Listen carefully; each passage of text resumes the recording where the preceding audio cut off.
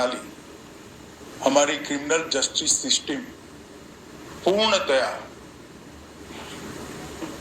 स्वदेशी हो रही है और भारतीय इथोस के आधार पर ही चलेगी।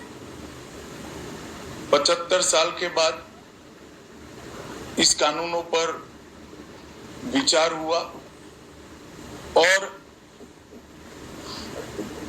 ये कानून जब आज से हर थाने में अपना काम करना चालू करेंगे, तब अंग्रेजों के बनाए हुए कानून निरस्त होकर भारत की संसद ने बनाए हुए कानून आए। दंड की जगह न्याय लेगा, देरी की जगह स्पीडी ट्रायल और स्पीडी जस्टिस मिलेगा। और पहले सिर्फ पुलिस के अधिकारों की रक्षा की गई थी, अब पीड़ितों के अधिकारों की रक्षा और जो कंप्लेनेंट है इसके भी अधिकारों की रक्षा करने का काम होगा। तो एक नए नजरिए के साथ ये तीनों कानून आज सुबह से ही, मतलब कल मध्य रात्रि से काम करना शुरू किए हैं। अब इंडियन पिनल कोड, जिसको आईपीसी कहते थे, 1860 से जो कानून था, इसकी जगह बीएनएस भारतीय न्याय संहिता आएगी। क्रिमिनल प्रोसीजर कोड, जिसको सीआरपीसी कहते थे, जो 1898 से अमल में था, इसकी जगह भारतीय नागरिक सुरक्षा संहिता बीएनएस आएंगे। और इंडियन एविडेंस एक्ट 1872 से जो इस देश की क्रिमिनल जस्टिस सिस्टम को गवर्न करता था, इसकी जगह भारतीय साक्ष्य अधिनियम बीएसए लागू होगा। तो बीएनएस, बीएनएसएस और बीएसए के लागू होने से पूरी न्याय प्रणाली का आपराधिक कानूनों की पूर्णतया इसके अंदर हम कह सकते अब भारतीय आत्मा है। इसके ढेर सारे प्रावधान ऐसे किए गए हैं जिससे कई समूहों को फायदा होगा। कई सारी दफाएं जो अंग्रेजों के समय से विवाद में रही, इसको हटाकर आज के समय के अनुकूल धाराएं जोड़ी गई है। और कई सारी ऐसी चीजें जिससे भारतीय नागरिकों को परेशानी थी, इसको हटाकर नए प्रावधान किए गए हैं। सबसे पहले हमने इसमें हमारे संविधान के स्पिरिट के तहत दफाओं की और चैप्टर्स की प्रायोरिटी तय की है। सबसे पहली प्रायोरिटी महिलाओं और बच्चों के अपराध को दी गई है और मैं मानता हूं कि ये करने की बहुत समय से पहले जरूरत थी। एक पूरा अध्याय इसमें जोड़ा गया है जिसमें 35 धाराएं हैं और 13 प्रावधान हैं, जिसमें गैंग रेप के लिए अब 20 साल की सजा या तो कारावास, आजीवन कारावास, नाबालिग के साथ बलात्कार में मौत की सजा, झूठा वादा पहचान छिपाकर शोषण करने वालों के लिए भी अलग से अपराध बनाया गया है। पहले सुप्रीम कोर्ट के जजमेंट से चलता था। पीड़िता का बयान उसके घर पर महिला अधिकारियों की उपस्थिति में और अपने परिजनों की उपस्थिति में लेने का भी प्रावधान किया है। और इसके साथ साथ ऑनलाइन एफआईआर की व्यवस्था से भी ढेर सारी उत्पीड़न का सामना कर रही महिला एम्बरेसमेंट से बच पाएगी, ऐसा हमारा मानना है। सालों से देश भर में मॉब लिंचिंग के अपराध के लिए कानून में कोई प्रावधान नहीं था। प्रावधान करने की मांग होती थी। पहली बार मॉब लिंचिंग को परिभाषित किया गया है।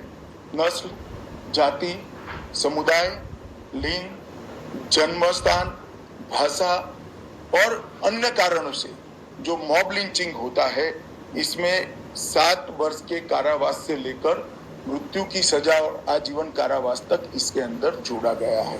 तो एक बहुत बड़े समय से जो मांग थी वो पूरी होने जा रही है। रात 2 एक ऐसा कानून था जो अंग्रेजों ने अपने शासन की रक्षा के लिए बनाया, चाहे महात्मा गांधी हो, चाहे तिलक महाराज हो, चाहे सरदार पटेल हो, सभी लोग यही कानून के तहत 6-6 साल की सजा काटे थे। इसी कानून के तहत केसरी पर प्रतिबंध लगाया गया था। वो अपने राज्य की सुरक्षा के लिए अंग्रेजों ने बनाया हुआ कानून था। राजद्रोह को हमने जड़ से समाप्त कर दिया है और देश विरोधी हरकतों के लिए नई धारा लेकर आए हैं।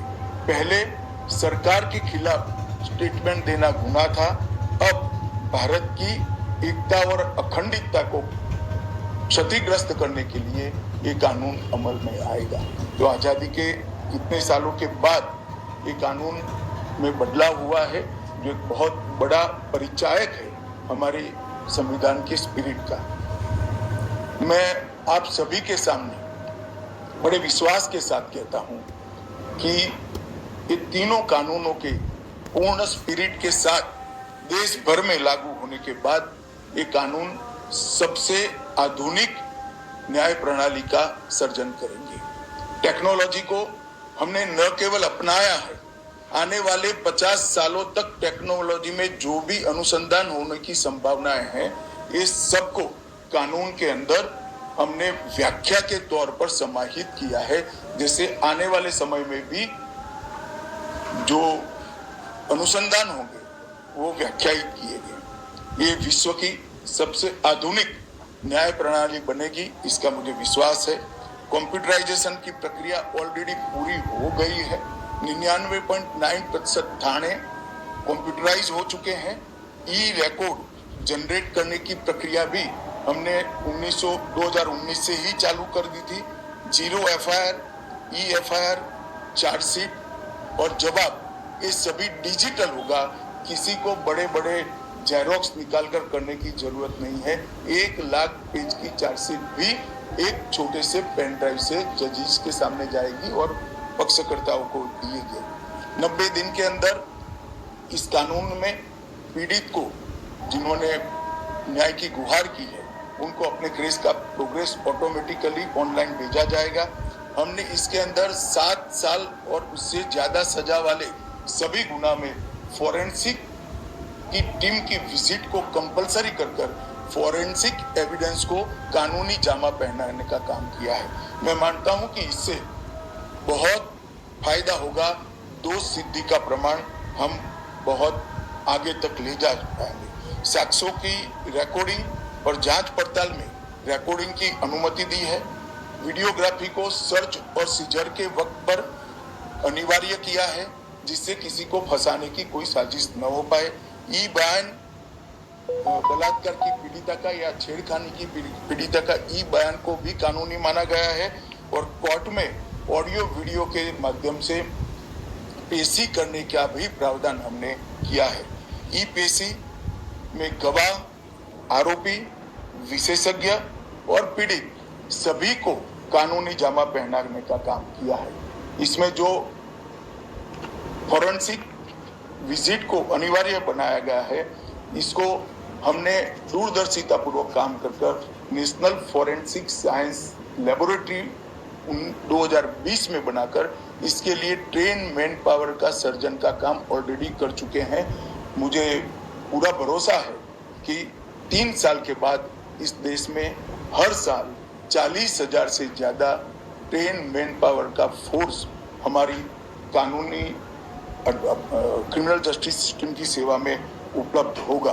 कन्विक्शन का रेशियो इसके माध्यम से 90% तक ले जाने का हमने प्रावधान किया है और फॉरेंसिक इंफ्रास्ट्रक्चर को बढ़ाने के लिए अभी हमारी कैबिनेट ने निर्णय किया है और 9 राज्यों में फॉरेंसिक साइंस यूनिवर्सिटी के कैंपस खोले जाएंगे और 6 सेंट्रल फॉरेंसिक लेबोरेटरीज को भी हमने करा है।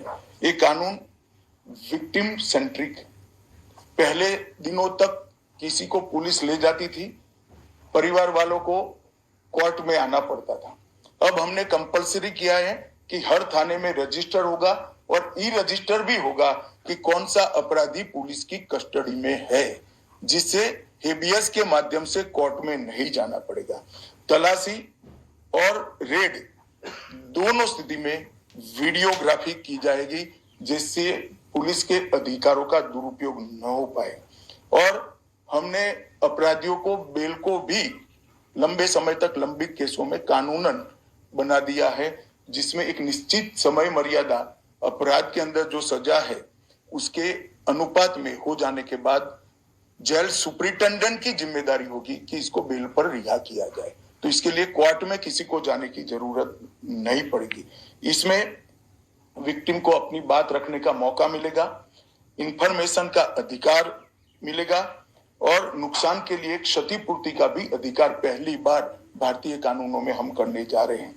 0 एफआईआर, विक्टिम की एफआईआर की प्रति की निःशुल्क प्राप्ति और 90 दिन में जांच का रिपोर्ट देने से इससे बहुत बड़ा फायदा होगा। समय पर न्याय, लगभग 35 न्याय प्रणाली की 35 धाराओं में हमने समय मर्यादा निश्चित की है और ये टेक्निक के आधार पर प्रोसीडिंग्स होने के कारण भी समय पर न्याय मिलेगा। 3 दिन में एफआईआर दर्ज करनी है, 7 दिन के भीतर जांच रिपोर्ट पीड़िता के सार्वजनिक करनी है, 60 दिन के अंदर ही अपराध तय करने हैं और घोषित अपराधियों के खिलाफ 90 दिन के अंदर मुकदमा कायम करना है और आपराधिक मामलों में मुकदमे की सुनवाई के बाद ज्यादा से ज्यादा 45 दिन के अंदर जजमेंट की घोषणा करनी है। तो कई जगह पे हमने समय को कम कर बाध्य कर हमने जल्दी से न्याय मिल पाए इस दिशा में काम किया है। हमने 3 वर्ष से कम कारावास में, 60 वर्ष से अधिक उम्र में के लोग जो है, इसमें पुलिस अधिकारी की पूर्व अनुमति अरेस्ट के लिए अनिवार्य करी है। गिरफ्तार व्यक्ति को 24 घंटे में मजिस्ट्रेट के सामने ले जाने का प्रावधान भी कानूनी बनाया है और 20 से ऐसी ज्यादा धाराएं हैं जिसमें पुलिस की जवाबदेही हमने सुनिश्चित करी है। पहली बार पी का भी हमने प्रावधान इसके अंदर किया है। साक्ष्यों के संबंध में भी टेक्नोलॉजी को हमने बढ़ावा दिया है। इलेक्ट्रॉनिक साक्ष्यों के प्रति विश्वसनीयता बढ़े, इसके लिए कानूनी प्रावधान कड़े किए हैं। सर्वर लॉग, स्थान संबंधी साक्ष्य और वॉइस मेल, इस सब की व्याख्याएं की गई है। अब न्याय प्रक्रिया संविधान की 8वीं अनुसूची में आने वाली सभी भाषाओं में काम करती हो जाएगी। हमारी स्थानीय भाषाओं के लिए बहुत बड़ा फैसला है। हमारा पूरा सॉफ्टवेयर जो बनेगा वो 8वीं अनुसूची में आने वाली सभी भाषाओं में बनेगा। कानून बनने के बाद, संसद ने पारित करने के बाद तैयारी के लिए ढेर सारा प्रयास भारत सरकार के गृह मंत्रालय और हर राज्य के गृह मंत्रालय और जस्टिस मंत्रालय ने किया है। लगभग 22.5 लाख पुलिस कर्मियों की ट्रेनिंग के लिए 12,000 मास्टर ट्रेनर्स बना दिए गए।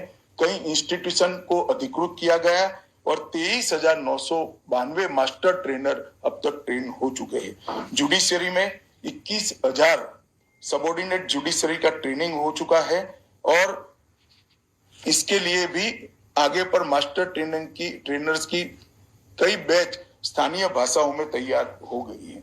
20,000 पब्लिक प्रोसिक्यूटर्स को ट्रेन किया गया है और लगभग हर प्रोसिक्यूटर को एक ऐप दे दिया गया है और नए कानून छापे हुए दिए गए हैं कि पुरानी धारा कौन सी थी, नई धारा कौन सी है। प्रिजन के 51,224 कर्मचारियों का ट्रेनिंग हुआ है और फॉरेंसिक के 4,000 कर्मचारियों का ट्रेनिंग हुआ है। कुल मिलाकर ट्रेनिंग की संख्या पुलिस में 6 लाख, प्रोसिक्यूशन में 4,000, जुडिशरी में लगभग 20,000, फॉरेंसिक में भी 4,000 और प्रिजन में 10,868 मास्टर ट्रेनर अभी काम कर रहे हैं। मित्रों, ये संहिता के लिए कुछ विपक्ष के मित्र अलग अलग बातें मीडिया के सामने रख रहे हैं कि अभी ट्रेनिंग नहीं हुई है, चर्चा नहीं हुई है। मैं आप सभी को बताना चाहता हूं कि लोकसभा में कुल मिलाकर 9 घंटा और 29 मिनट चर्चा हुई। 34 सदस्यों ने इसके अंदर पार्टिसिपेट किया है।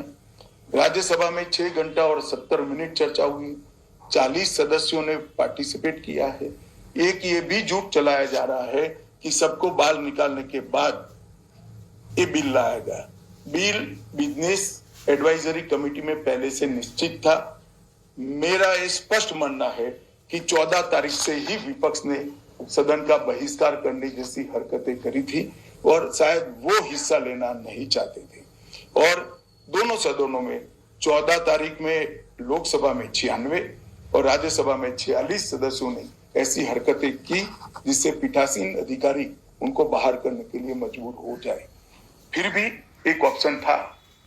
ये बहुत बड़ा दूरगामी परिणाम लाने वाला कानून था। वो एक कानून के लिए स्पेशल अंदर आकर चर्चा में अपना मत रख सकते।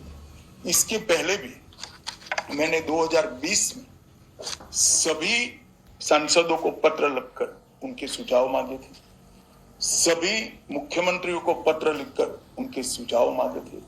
सभी सुप्रीम कोर्ट के सम्मान